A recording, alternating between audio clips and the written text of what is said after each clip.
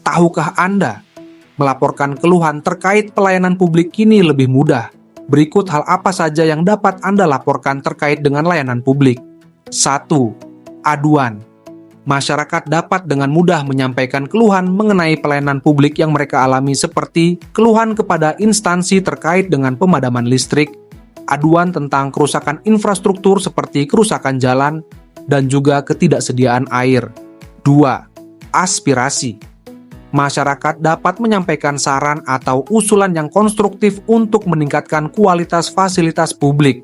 Misalnya, mengusulkan pembangunan infrastruktur, melaporkan pemungutan liar, memberi saran untuk pengelolaan sampah.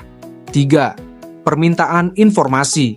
Masyarakat dapat meminta informasi terkait dengan program atau kebijakan pemerintah yang mereka butuhkan, seperti informasi pembuatan dokumen kewarganegaraan seperti KTP, KK, dan lain-lain, bantuan sosial, dan informasi terkait fasilitas umum lainnya.